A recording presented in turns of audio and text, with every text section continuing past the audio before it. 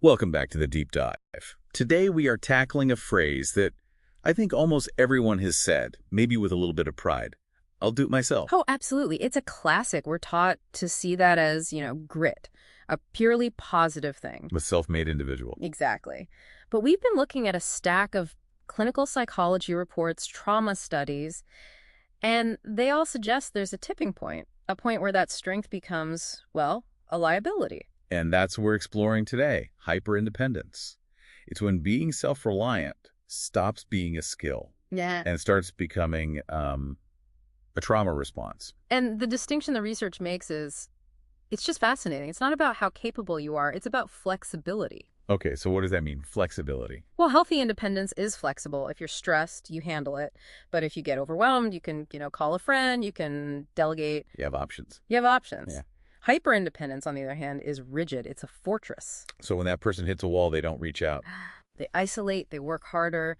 The research actually calls it a flight response from intimacy and a fight response against vulnerability. You build a wall because somewhere, deep down, your brain has collected data that says depending on other people is fundamentally dangerous. And that data collection usually starts early. We're looking at something called childhood emotional neglect, or CEN. Which isn't always obvious abuse, right? Not at all. It's often an act of omission. So a child expresses a need for comfort, for validation, and they're just met with silence or rejection. And their brain wires a new rule. A new rule. Needing things is a threat to my survival. There was one analogy in the sources that really stuck with me. Is that the child effectively fires their parents. It's a heartbreaking way to put it, but it's so accurate. They just decide, okay, the management here is unreliable. I will become my own source of comfort. And this gets compounded by something called parentification. Right, where the roles get completely flipped. You see this in the instrumental form, where a kid is literally paying bills or raising their siblings. Functioning as a mini adult. Totally. Or there's the emotional version. It's subtler, but just as damaging.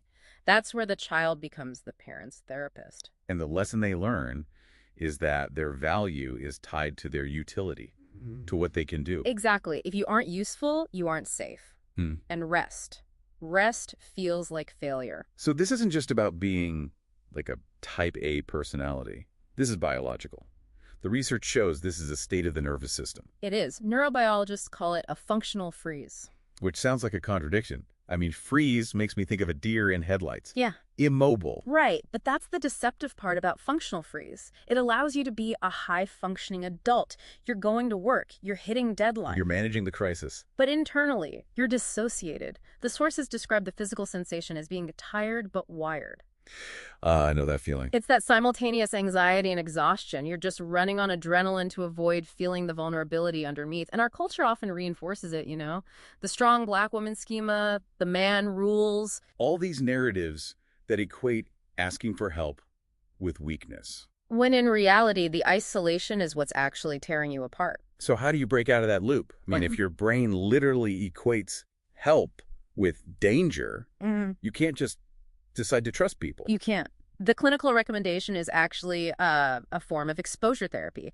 They use something called a fear ladder. You have to treat it like a phobia. You have to. You wouldn't throw someone with a fear of heights out of a plane. You start small. It's about proving to your nervous system in tiny increments that you can rely on others without a catastrophe happening. So you don't start by telling your boss you're struggling. No, you start at anxiety level 2.